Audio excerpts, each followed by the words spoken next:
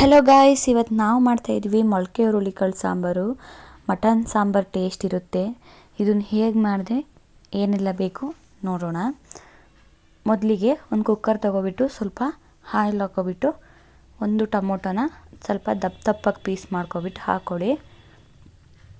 ಅದಾದ ನಂತರ ನಾನು ಕಾಳನ್ನ ಮೊಳಕೆ ಬರೆಸಿಟ್ಕೊಂಡಿದ್ದೆ. ಒಂದು 1/4 kg ಹುರುಳಿಕಾಳಿದೆ, ಅದನ್ನು ಮೊಳಕೆ ಬರೆಸಿದ್ದೆ. ಆಮೇಲೆ ಒಂದು 2 ಆಲೂಗೆಡ್ಡೆ ತೊಗೊಂಡಿನಿ, ಹಾಕಿಬಿಟ್ಟು ಸ್ವಲ್ಪ ಉಪ್ಪು ಹಾಕ್ಬಿಟ್ಟು ಕ್ಲೀನಾಗಿ ತಿರುಗಿಸ್ಕೊಡಿ.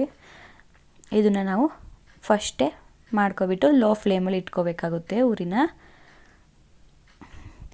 ನೋಡಿ, ಈ ಥರ ಮಾಡಿದರೆ ಟೇಸ್ಟು ತುಂಬಾ ಚೆನ್ನಾಗಿ ಬರುತ್ತೆ.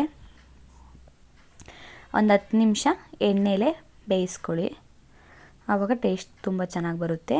ಇವಾಗ ಖಾರಕ್ಕೆಲ್ಲ ಏನೇನು ಬೇಕು ಅಂತ ನೋಡೋಣ ಬನ್ನಿ. 1 ಕಪ್ ಕಾಯಿ, ಮತ್ತು ಒಂದು 5 ರಿಂದ 6 ಟೊಮೊಟೊ, ಒಂದು 3 ಈರುಳ್ಳಿ, ಒಂದು ಗೆಡ್ಡೆ ಬೆಳ್ಳುಳ್ಳಿ, ಒಂದು ಸ್ವಲ್ಪ ಶುಂಠಿ ಬೆಳ್ಳುಳ್ಳಿ ಮತ್ತು ಸ್ವಲ್ಪ ಮುಂದೆ ಇರಬೇಕು, ಆವಾಗ ಟೇಸ್ಟು ತುಂಬ ಚೆನ್ನಾಗಿ ಬರುತ್ತೆ. ಇವಾಗ ಒಂದು ಜಾರಿಗೆ ಹಾಕ್ಕೊಬಿಟ್ಟು ಸ್ವಲ್ಪ ಅರಿಶಿಣ, ಒಂದು ಅರ್ಧ ಸ್ಪೂನಷ್ಟು, 2 ಸ್ಪೂನ್ ಖಾರದ ಪುಡಿ, 1 ಸ್ಪೂನ್ ಧನಿಯಾ ಪುಡಿ, ಇಷ್ಟು ಹಾಕ್ಕೊಳ್ಳಿ. ಹಾಕೋಬಿಟ್ಟು ನುಣ್ಣಗೆ ರುಬ್ಕೊಳ್ಳಿ, ಸ್ವಲ್ಪ ನೀರು ಹಾಕ್ಕೊಬಿಟ್ಟು. ಇವಾಗ ಇದು ಒಂದು 10 ನಿಮಿಷ ಲೋ ಫ್ಲೇಮಲ್ಲಿ ಎಣ್ಣೆಲೆ ಡ್ರೈ ಆಗಿದೆ. ಇವಾಗ ರುಬ್ಬಿದಂಥ ಖಾರನ ಹಾಕ್ಕೊಬಿಟ್ಟು ಮಿಕ್ಸ್ ಮಾಡ್ಕೊಳ್ಳೋಣ. ಇವಾಗ ಜಾರಲ್ಲಿ ಸ್ವಲ್ಪ ಖಾರ ಇರುತ್ತಲ್ಲ, ಅದಕ್ಕೂ ಸ್ವಲ್ಪ ನೀರು ಹಾಕ್ಕೊಬಿಟ್ಟು ಕ್ಲೀನಾಗೆ ಎಲ್ಲ ತೊಳೆದು ಹಾಕ್ಕೊಳ್ಳೋಣ. ಹಾಕ್ಕೊಬಿಟ್ಟು ನಿಮಗೆ ಎಷ್ಟು ಬೇಕು, ಎಷ್ಟು ಅದಕ್ಕೆ ಸಾಂಬಾರು ಬೇಕಾಗುತ್ತೆ. ತೆಳ್ಳಗೆ ಬೇಕಾದರೆ ತೆಳ್ಳಗೆ ಮಾಡ್ಕೊಳ್ಳಿ, ಗಟ್ಟಿಗೆ ಬೇಕಾದ್ರೆ ಗಟ್ಟಿಗೆ ಮಾಡ್ಕೊಳ್ಳಿ. ಇದು ಮುದ್ದೆಗೆ, ಅನ್ನಕ್ಕೆ, ಚಪಾತಿಗೆ ಎಲ್ಲದಕ್ಕೂ ಚೆನ್ನಾಗಿರುತ್ತೆ.